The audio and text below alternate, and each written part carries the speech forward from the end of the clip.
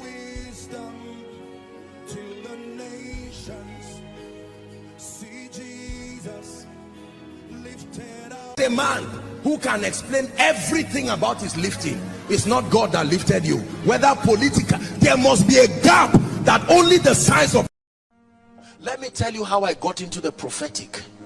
I didn't used to prophesy or do, I could, word of knowledge here and there, but it was not to that extent.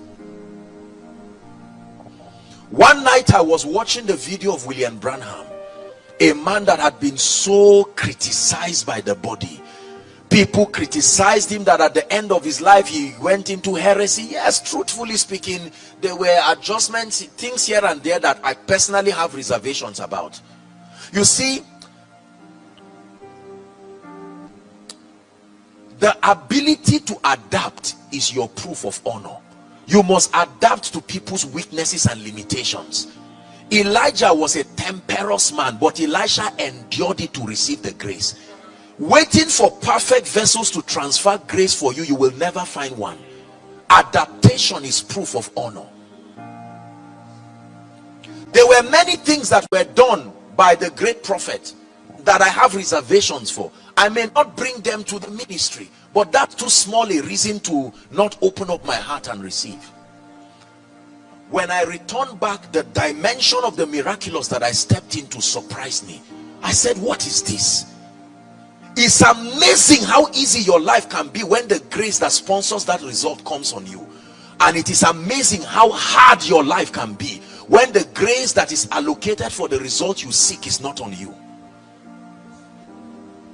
We're wrapping up. I'm praying 2 minutes, 3 minutes, and we're done. But it's important to establish this so that the prayer will be able to find a place in our hearts.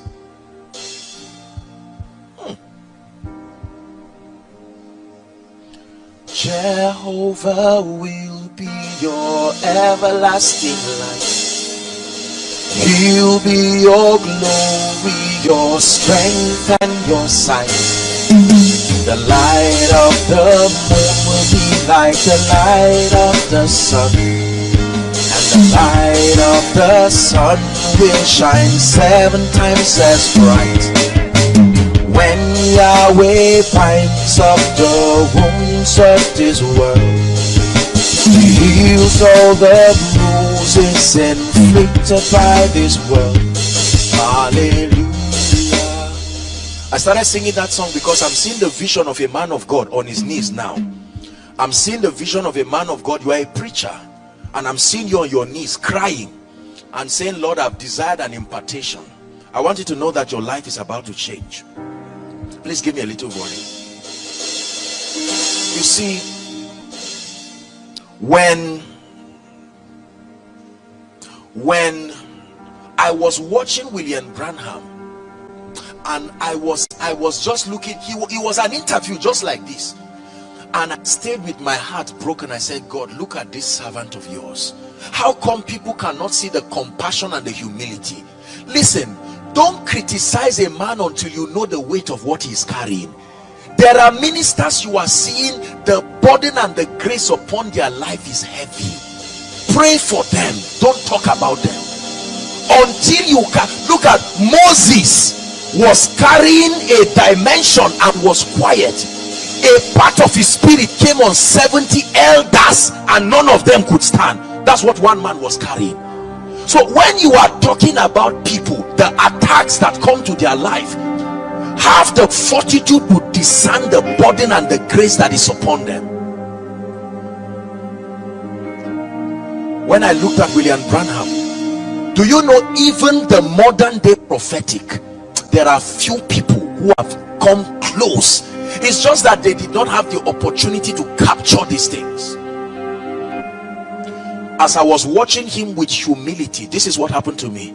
Suddenly I felt like oil from my head. My eyes were teary and it started going down my body.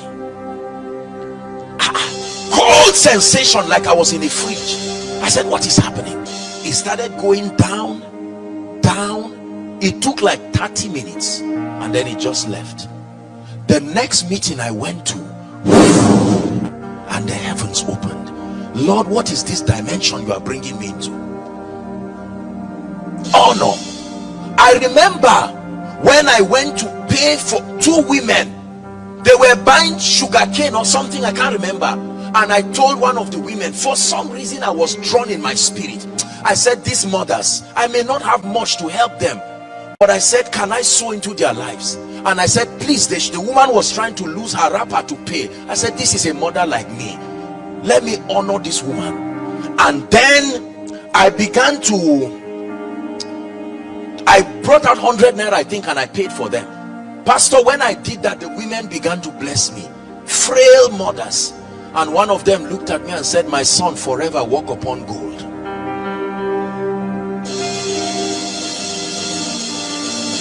So when I say I'm a product of many anointings, it is true.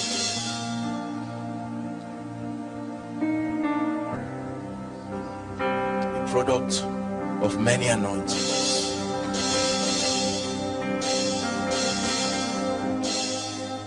I had the opportunity, by the grace of God and the privilege of God's grace, to honor the man that began the first official mentor in my life that I shared with you, that began to train me in the seminary. I had the opportunity a few days ago to search for him and to honor him, and I told him, after many decades, what you have done still stands, and I am grateful to return back. No matter what I've become today, I know you are an old man there, but I want you to know that I am wise enough to return to you to say, God bless you. And he sent a text and began to prophesy. This is how we rise, by discernment. Emoji will destroy us, and you may not backslide, but you will camp at a level. You will keep preaching things you cannot defend. The grace dimension to defend your spiritual propositions is not there, and this is a generation that needs proofs.